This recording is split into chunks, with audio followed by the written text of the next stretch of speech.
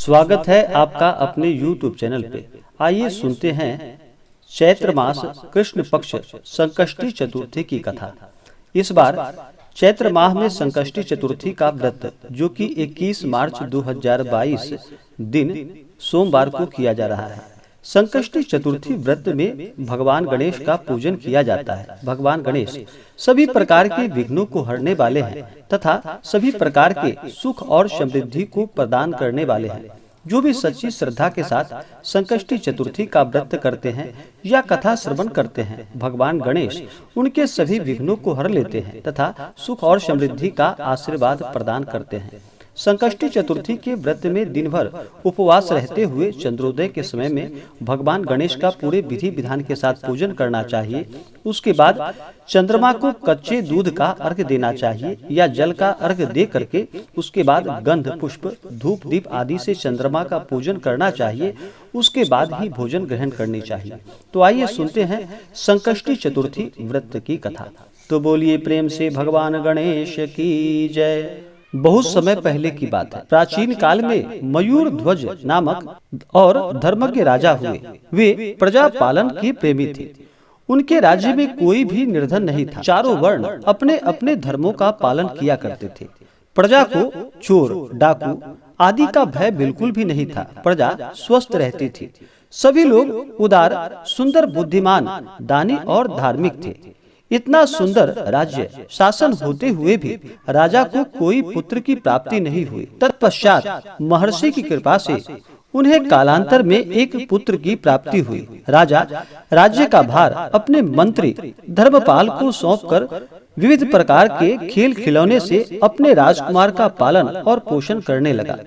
राज्य शासन हाथ में आ जाने के कारण मंत्री धर्मपाल धन धान्य द्वारा समृद्ध हो गए। मंत्री महोदय को एक से बढ़कर एक 5 पुत्र हुए। मंत्री पुत्रों का धूमधाम के साथ विवाह हुआ और वे सब धन का उपभोग करने लगे। चैत्र कृष्ण चतुर्थी आने पर उसने भक्ति पूर्वक गणेश जी की पूजा की।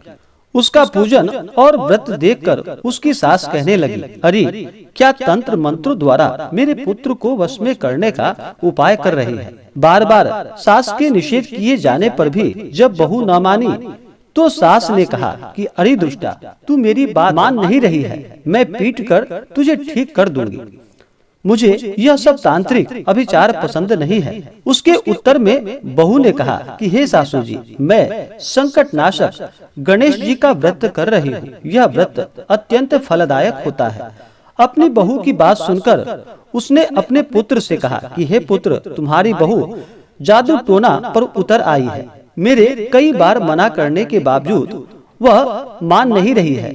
इस दुष्टा को मार पीट कर ठीक कर दो। गणेश जी को नहीं जानती कि ये कौन है, इसका व्रत कैसे होता है। हम लोग तो राजकुल के मनुष्य हैं, फिर हम लोगों को किस विपद को ये नष्ट करेंगे। माता की प्रेरणा से उसने बहू को मारा पीटा। इतनी पीड़ा सहकर भी उसने व्रत किया। पूजनोपरांत वह गणेश जी का स्मरण करती हुई उनसे प्रार्थना करने लगी कि हे भगवान गणेश जी, हे जगतपति, आप हमारे सास ससुर को किसी प्रकार का कष्ट दीजिए। हे गणेश्वर, जिससे उनके मन में आपके प्रति भक्ति भाव जागृत हो। गणेश जी ने सबके देखते ही देखते राजकुमार का अपहरण करके मंत्री धर्मपाल के महल में छिपाकर रख दिया। बाद में उसके वस्त्र आभूषण आदि उतारकर राजमहल में फेंक दिए और स्वयं अंतर ध्यान हो गए। इधर राजा ने अपने पुत्र को शीघ्रता से पुकारा, परंतु कोई उत्तर न मिला। फिर उन्होंने मंत्री के महल में जाकर पूछा कि मेरा राजकुमार कहाँ चला गया। महल में उसके सभी वस्त्राभूषण तो हैं, लेकिन राजकुमार कहाँ चला गया। किसने ऐसी निंदनीय कार्य की है। हाय, मेरा राजकुमार कहाँ गया। राजा की बात सुनकर मंत्री ने उत्तर दिया कि हे राजा, आपका चंचल पुत्र कहाँ गया है, इसका मुझे पता नहीं है। मैं अभी गाँव नगर बाग बगीचे आदि सभी स्थानों में खोज कराता हूँ। इसके बाद राजा नौकरों सेवकों आदि से कहने लगे कि हे अंगरक्षकों, मंत्रियों, मेरे पुत्र का शीघ्र पता लगाओ। राजा का आदेश पाकर दूत लोग भी सभी स्थानों में खोज करने लगे। जब कहीं पर भी पता न चला तो आकर राजा से डरते डरते निवेदन किया कि हे महाराज, अपहरणकारियों का कहीं सुराग नहीं मिला। राजकुमार को आते जाते किसी ने नहीं देखा। उनकी बात को सुनकर राजा ने मंत्री को बुलवाया। मंत्री से राजा ने पूछा कि मेरा राजकुमार कहाँ गया? कि हे धर्मपाल, मुझसे साफ साफ बता दे कि राजकुमार कहाँ गया। उसके वस्त्राभूषण तो दिखाई पड़ते हैं, केवल वही नहीं है। अरे नीच, मैं तुम्हारा वध कर डालूंगा, तेरे कुल को नष्ट कर दूंगा, इसमें जरा भी संदेह नहीं है। राजा द्वारा डांट पड़ने पर मंत्री चकित हो गया। मंत्री ने सर झुकाकर कहा कि हे भूपाल, मैं पता लगाता हूँ, इस नगर में बालक अपहरणकर्ताओं का कोई गिरोह तो नहीं और ना ही डाकू आदि रहते हैं। फिर भी हे प्रभु, पता नहीं किसने ऐसा नीच कर्म किया है और न जाने कहाँ चला गया है।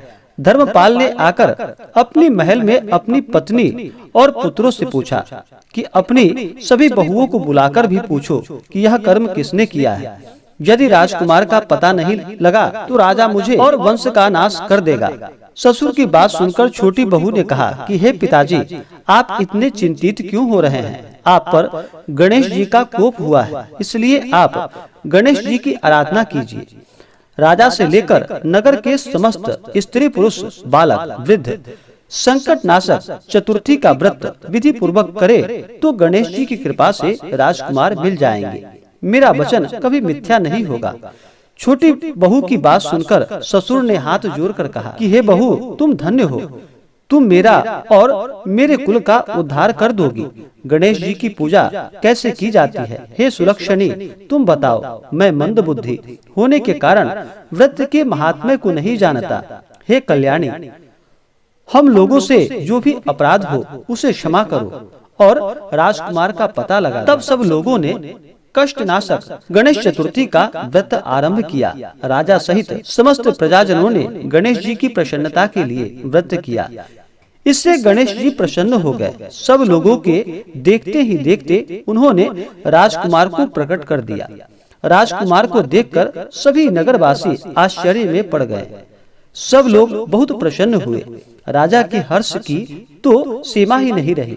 राजा कह उठे कि हे गणेश जी धन्य हैं और साथ ही साथ मंत्री की कल्याणी बहू भी धन्य है, जिसकी कृपा से मेरा पुत्र यमराज के पास जाकर भी लौट आया। अतः सब लोग इस संतानदायक व्रत को निरंतर विधि पूर्वक करते रहे। इसी प्रकार से जो भी सच्ची श्रद्धा के साथ, नियम निष्ठा के साथ चैत्र माह में भगवान गणेश का संकष्टी चतुर्थी का व्रत रखते हैं, भगवान का पूजन करते हैं, भगवान गणेश उनके सभी विघ्नों को हर लेते हैं तथा सुख और समृद्धि का आशीर्वाद प्रदान करते हैं।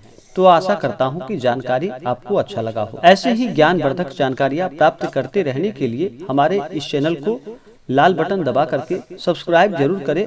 साथ में बेल आइकन घंटी को दबाना न भूलें ताकि मेरी वीडियो का नोटिफिकेशन आपको समय से मिलता रहे। वीडियो को लाइक करें, शेयर करें। मिलते हैं फिर अगले वीडियो में, तब तक के लिए धन्यवाद।